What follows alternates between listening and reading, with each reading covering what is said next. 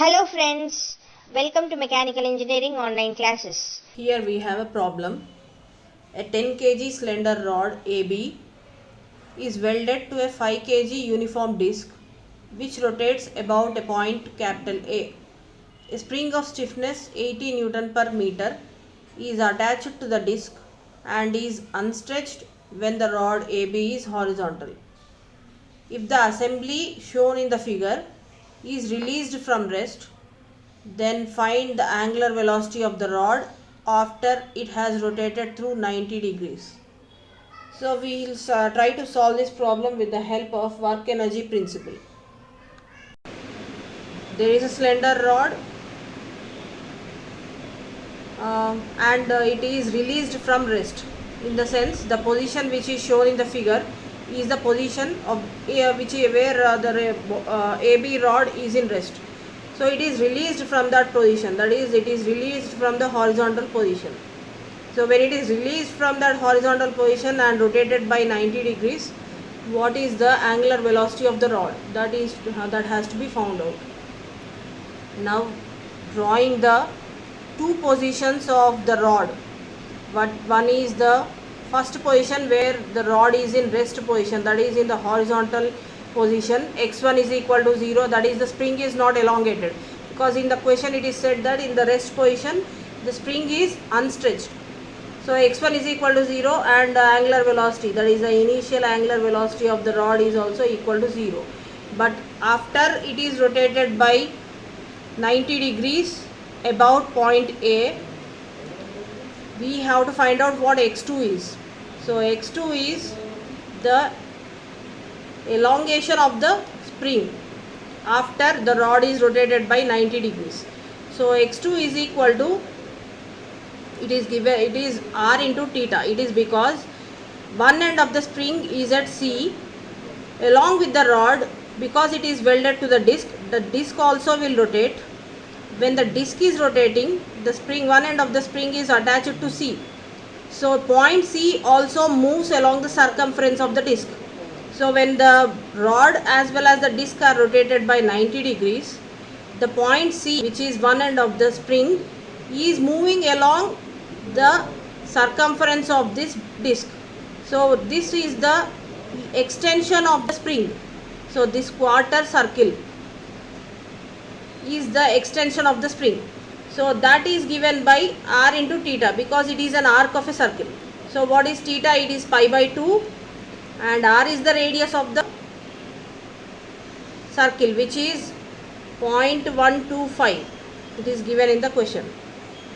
0.125 meters. I have converted into meters. So this is the length of the arc, which is nothing but the extension of the spring. So that is x2 and it is calculated as 0.125 into pi by 2, which is 0.196 meters. Same I have written here. And angular velocity at this position has to be found out. Now let us write the mass moment of inertia of total system as the sum of mass moment of inertia of disc and mass moment of inertia of the rod. As we know that the mass moment of inertia of the disc is half into m of disc into r square of the disc. So md is the mass of the disc and rd is the radius of the disc, plus 1 by 3 into mass of the rod into length of the rod square. On substituting the values of md, rd, mr and lr from the given question, we get half into mass of the disc is given as 5 kg and radius of the disc is 0.125 meter square, 0.125 square, plus 1 by 3 into mass of the rod is given as 10 and length of the rod is given as 0.5 meter square. So on calculating these, we will get I equal to 0.872 kg meter square. Now we shall apply the work energy principle.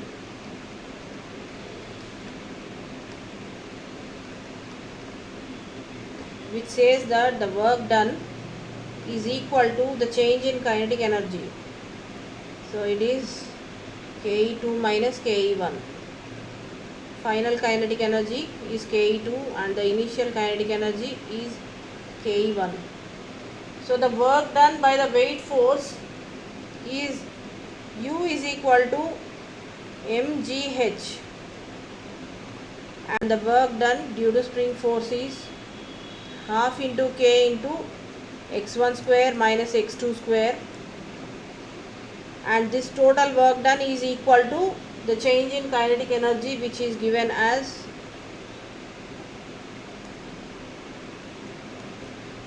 half I omega 2 square minus half I omega 1 square.